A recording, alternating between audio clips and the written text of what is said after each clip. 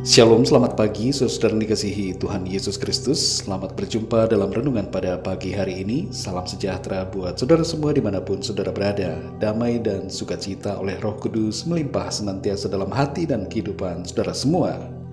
Sebelum kita mendengarkan renungan firman Tuhan, mari sama-sama kita berdoa.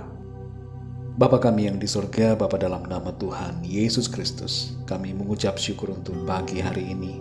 Kami boleh menikmati anugerah-Mu. Terima kasih buat kekuatan, kesehatan, dan segala berkat Tuhan. Di waktu yang indah ini kami mau mendengarkan sabda firman-Mu. Urapi setiap kami, berikan kami hati yang mengerti dan taat kepada kehendak-Mu. Dalam nama Tuhan Yesus kami berdoa. Haleluya, amin.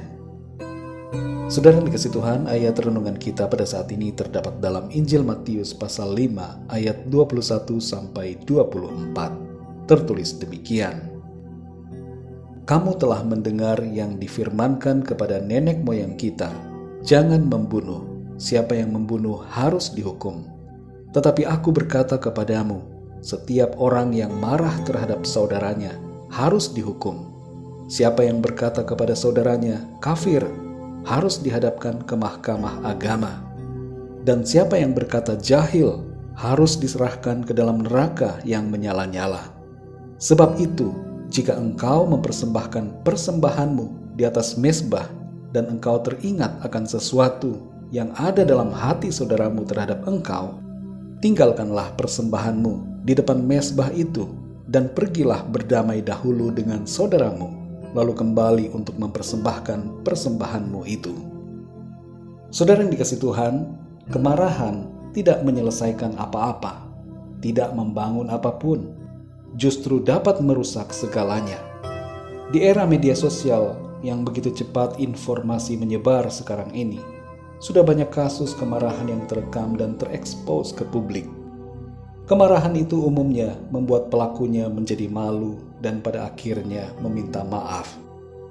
Memang tidak semua kemarahan salah.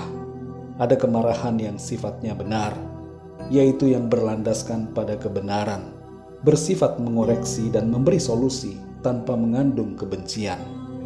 Tapi kemarahan manusia pada umumnya bukanlah sikap yang membawa kebaikan, baik bagi diri sendiri maupun orang lain. Dalam ayat ini Tuhan menyamakan marah dengan membunuh. Di ayat 21 Tuhan mengingatkan tentang perintah jangan membunuh. Siapa yang membunuh harus dihukum. Dan di ayat yang ke-22 Tuhan menyatakan bahwa setiap orang yang marah terhadap saudaranya harus dihukum. Kita diminta oleh Tuhan agar bukan hanya sekedar tidak membunuh, tapi lebih masuk pada hakikatnya, yaitu jangan marah. Hati kita harus baik, tidak ada kebencian, amarah atau dendam. Jangan pelihara amarah dalam hati kita, saudara, karena itu bersifat merusak dan meruntuhkan dalam rumah tangga, keluarga, komunitas, dan lingkungan pergaulan kita. Berbagai kasus pembunuhan diawali dengan kemarahan. Tuhan mau agar kita terbebas dari dosa ini sampai kepada akar-akarnya. Milikilah hati yang mengasihi, kendalikan diri dan emosi kita, gantikan amarah dengan teguran yang membangun, dan memberikan solusi berlandaskan kasih. Saudara yang dikasihi Tuhan, beberapa rema yang penting dari ayat-ayat ini buat kita semua adalah: yang pertama, jaga hati kita agar tidak marah kepada orang lain.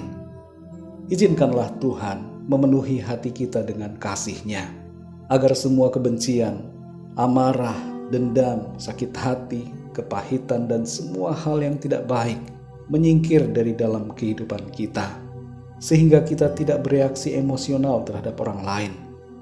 Mulailah hal ini dari lingkungan keluarga kita sendiri terlebih dulu, dan kemudian lanjutkan kepada orang-orang di luar keluarga kita. Yang kedua, saudara, jaga ucapan kita agar tidak menyakiti orang lain.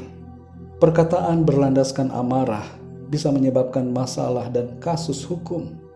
Karena itu jangan biarkan perkataan kita merugikan diri kita sendiri dan juga orang lain. Ucapkanlah kata-kata yang baik secara lisan maupun tulisan.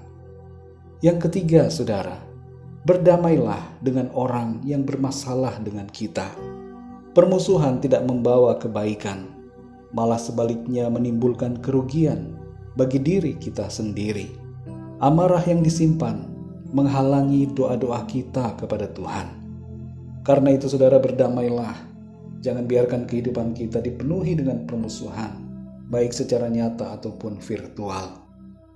Saudara yang dikasihi Tuhan, marah hakikatnya sama dengan membunuh. Tidak ada manfaatnya, malah menjadikan kita berdosa. Karena itu marilah kita miliki hati yang penuh dengan kasih dan damai. Bersihkan hati kita dari segala kemarahan.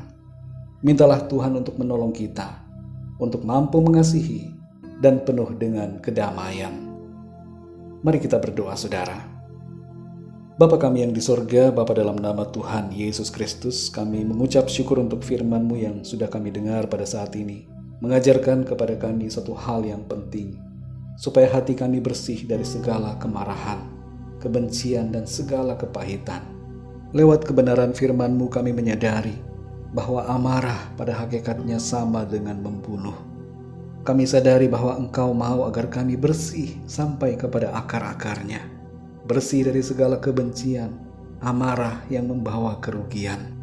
Tolong kami ya Roh Kudus, mampukan kami, dan penuhi hati kami dengan sukacita, damai sejahtera dan kasih-Mu yang berlimpah-limpah. Terima kasih Bapa. Pimpin kami di sepanjang hari ini. Biarlah segala aktivitas kami diwarnai dengan kasih dan perdamaian, serta kerukunan satu sama lain.